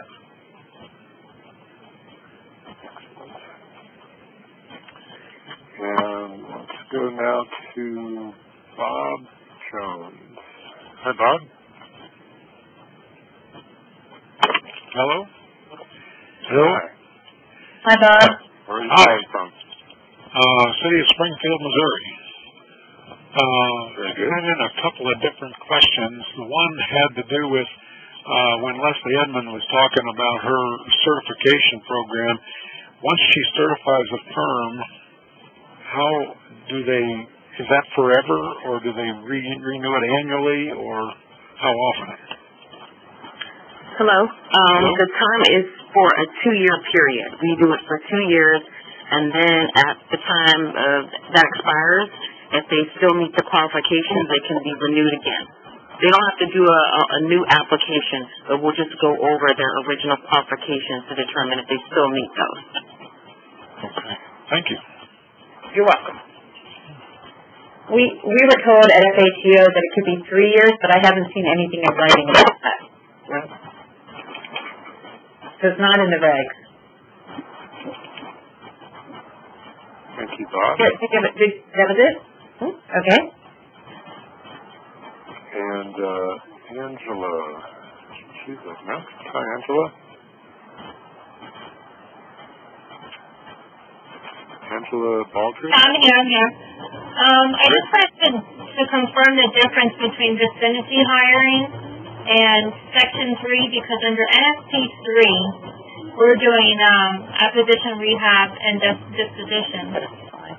We've hired a realtor, a surveyor, and a check writer. All of them within our city, not necessarily our target area. That's vicinity hiring. However, they're only working on contracts for home rehab, which, like everybody else is saying, is typically less than $30,000 or $40,000 per property. Do I still get credit for the effort put into hiring local people for an NSP-related project, even though it's not over $100,000? Yes. Again, that's as you document that and submit that information with your annual summary report, then that's showing, you know, that you've gone to the greatest extent feasible to make this work. You should have some sort of outreach to have hired those people in your particular NSP vicinity. So you would want some sort of documentation that you tried, or that is part of your advertising for those positions. You also made an effort to reach out to the vicinity, the area of greatest need. So what we did is we went on to I don't remember the website, it was like Division of Licensing, for example, and we pulled up all the home inspectors in the city of Tamarack, and then we narrowed it down to the specific target area, found one, we notified all of them within the city, and specifically the one within the target area. So we have that was our rationale for how to reach out to the community. That's wonderful. That's exactly right. Okay. Thank you. Just make sure you document it and write it down and get credit for it. Awesome. Thank you. Thanks, Angela. And we've got a few more questions lined up, and more may come in the time we have left. And I'd like to take a moment to remind you that this webinar is being recorded, and the materials from it and the AV recording will be posted on the NSP Resource Exchange website. Usually that happens fairly quickly, so just check back there. A transcript will also be added. That takes a little bit longer, but it will get there eventually. And what's coming up on HUD NSP webinars? There's 4 on the slate right now.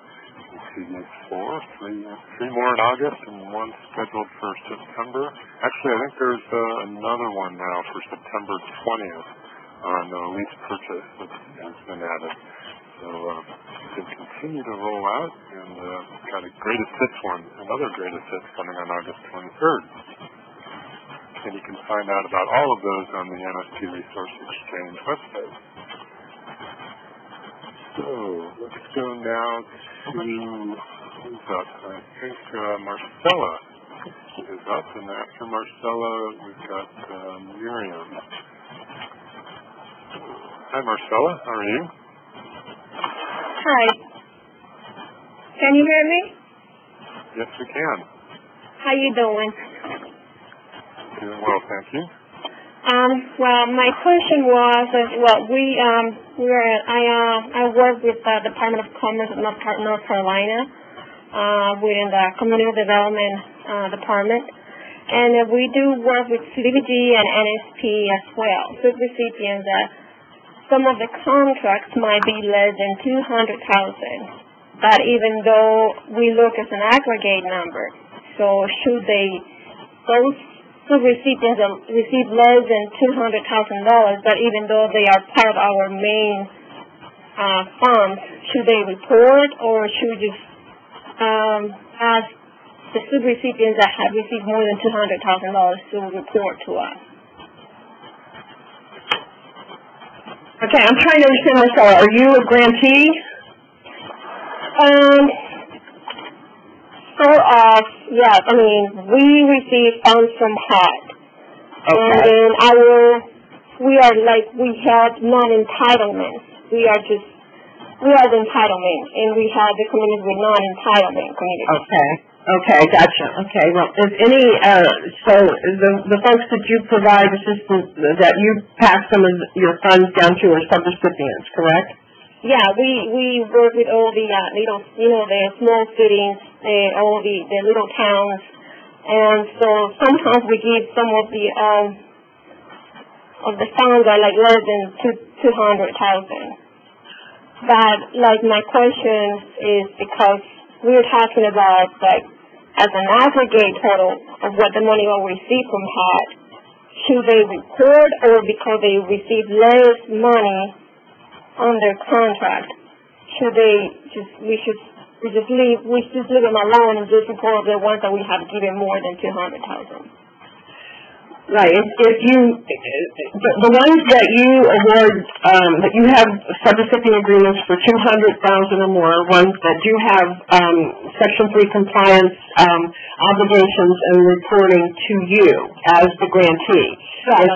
If your subrecipient agreement is less than $200,000 to a subrecipient, then they're exempt from Section 3. You still have compliance responsibilities, but your subrecipients that have less than 200,000 contracts are exempt.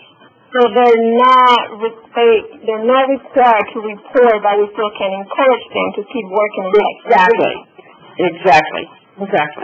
So we just, at the end of the year, what we do is we collect all the forms, and so we get the final report to HUD. And we've been asking the ones that are less than 200,000 as well to report, just because it's part of our funds. Sure, that's certainly within your purview to do. So we still, that's because we want to keep track of how how their communities are working with Section 3. Sure. So it's still fine to do it. Right. Okay. Okay. Right. Thank you so much for your time. You're so welcome. Thank you, Marcella. And Sheree asked, what was Sheree asked? About the PowerPoint. Oh, and she makes the point that today's slides are already posted on the NSP website. So there you go. This was very fast today. That's terrific. And next up, Diana asks of Leslie, is your plan available to review? Is that something you could make available to us? Are you referring to the Section 3 Opportunities Plan? If so, that's supposed to be part of that packet, I believe. Am I right, Carol? That's correct. Yeah, we will have some of her forms on the toolkit. Great. And that is one of them.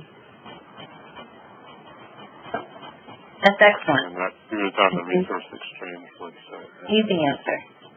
And that'll be really, we're just kind of going through final, typos and, just double checking it. So it really will be out this week. So now, I know you're speaking about the handbook,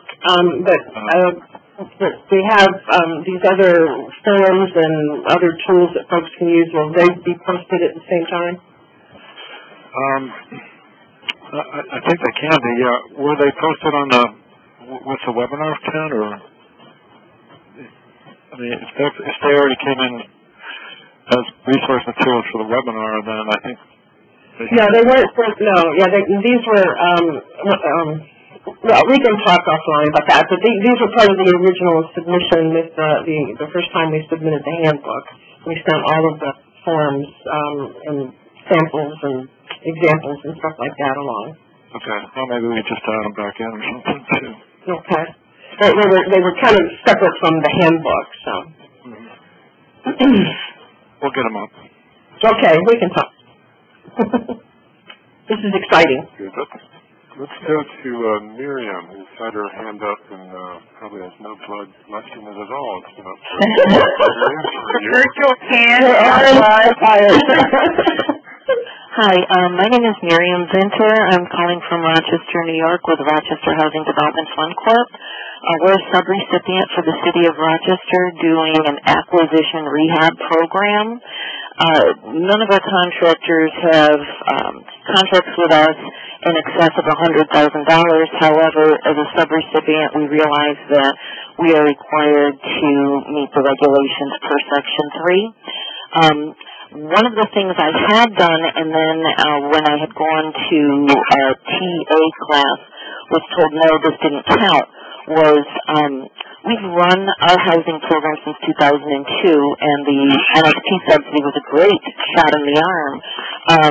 But what has happened is we have a list of vetted contractors, 21 contractors, all within the city limits, who we keep fairly well fed.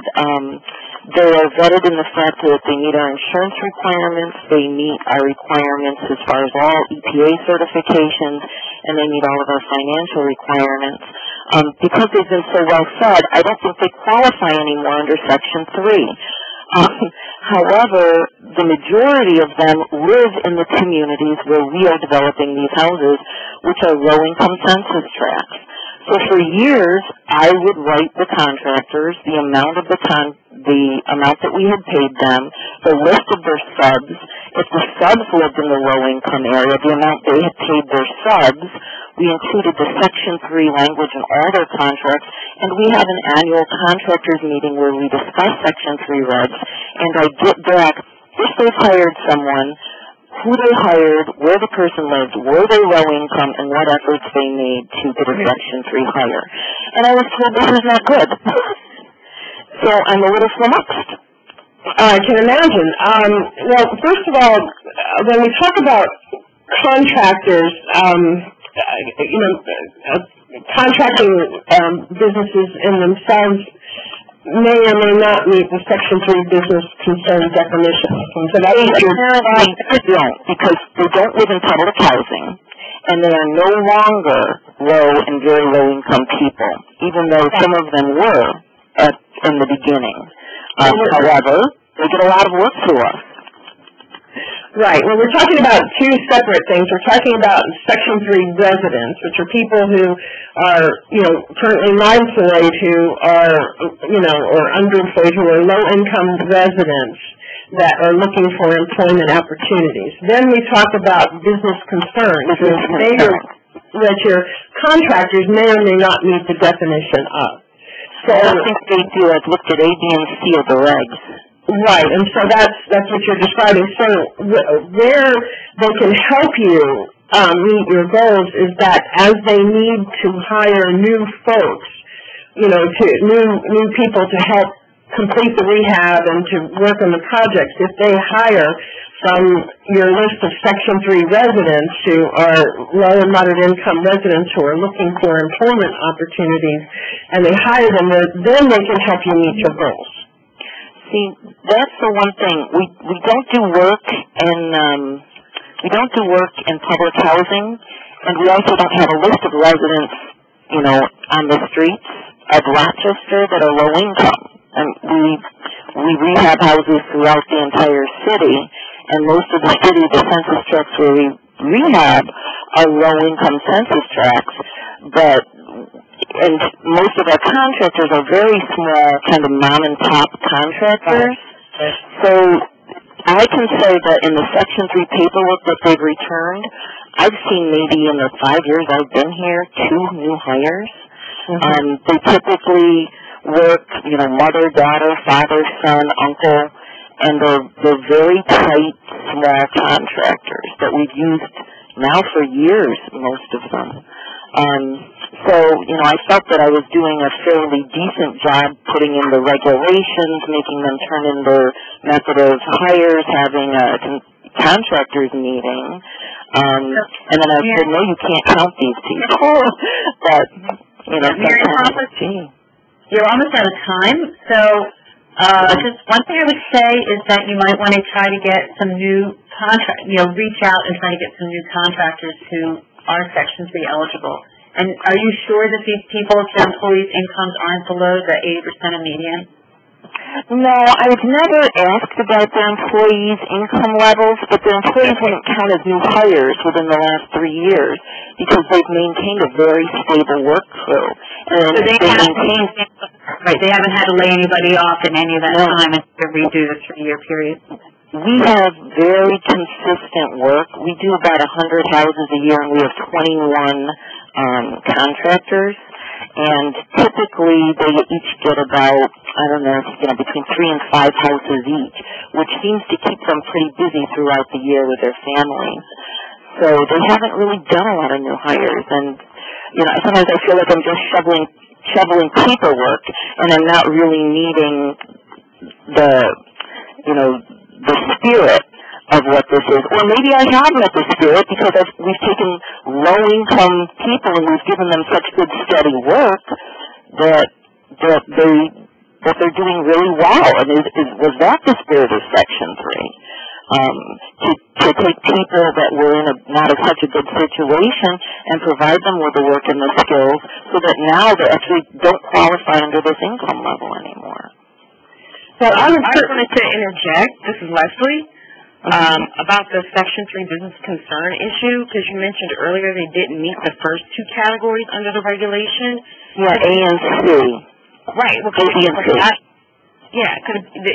be that it's possible that they might be still a Section 3 business concern based upon their commitment to subcontract work to other Section 3 business concerns? You know what? That is a good thing, because they have to do 25% of the dollar awarded, and I've looked at their subs, and I haven't asked their subs their income levels, and I didn't know if that's something I don't really feel comfortable with. I know where their subs offices are, where I know, how much they paid their subs if they're minority, if they're women, and I know where their offices are, and typically the offices are in the communities where we're building. So I could extrapolate, but I'm wondering, do I need to go that extra step and call them and say, hey, what's your income level? Well, if you wanted to count them and to know if they are in fact doing that activity. If they are, then you would be counting it because it sounds like you're doing it. When I'm working with certifying people, they want to get the work done, so they'll inform their employees to give them that income information or get that other information from people they're working with, because at the end of the day, it's going to help everybody working on the project. You know, to get fed. Well, that might be something new that I'll do is request maybe that they give me their 1040s or some statement at the end and redact their social security numbers and things. So maybe that's something that I would do, because they're typically like a sole proprietorship to subcontractors. Well, yeah, that would be pretty easy because usually with a sole proprietorship, that's one person, and that's a simple self-certification right there with their 1040. Yeah, or I could just do a very simple checklist. Where's your income within these guidelines? And that way, I could do that. Afterwards, we want to and talk about it. Yeah. Okay. Well, this has been very interesting. Well, good. Well, thank you. It sounds like Leslie will be a good resource, to chat up about that some more. But it does sound like you're making, a great effort. And I would also, be in conversation with the city as the grantee and see how they can, support you in that. So thank you for that, Miriam. We have gone over time. Will you take one more question? Sure. Or do you have to run? Okay, let me go finally to Janice. And Janice, are you there? Yes, hi, I'm here. I'm in Santa Rosa County. We're a sub-recipient from the state of Florida. But I just stay confused over the level, the threshold at which we need to report. Out of our total budget of $2.4 million, we are only doing rehab projects of $140,000. That's what our budget says. And, I know that the contractors are exempt because none of them, meet the threshold. But I'm still concerned about, our county with a total of $140,000 that we're going to spend in rehab on 14 projects, if that still, needs to, be further documented. Our procurement department does not have a Section 3 policy. Okay. So, I'm trying to get the numbers here straight in my head. So the $140,000 is, I'm sorry? The $140,000 is the total that we're going to spend on rehabbing 14 properties. So in our contract, most of the money we're spending of our $2.4 million award is for acquisition. It's not for rehab. It's not for construction. Okay. So the amount of your NSP investment into actual construction activity is $140,000, which is less than $200,000. Correct. So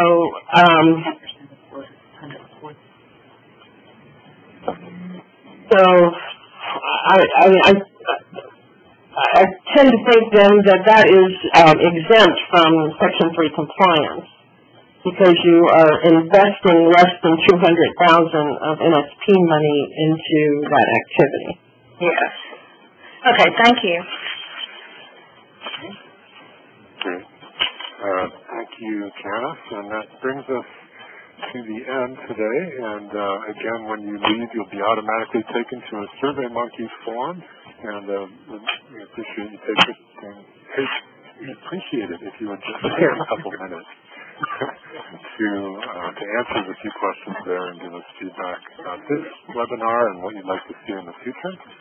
And I'd like to thank all of the people involved today, Carol Bouchette and Julia Pearson from the Cloudburst Group, as always, John Laswick from the NSP headquarters at HUD, and thanks to Leslie Edmond and Rebecca Wiener from their perspectives of putting Section 3 requirements and vicinity hiring into practice.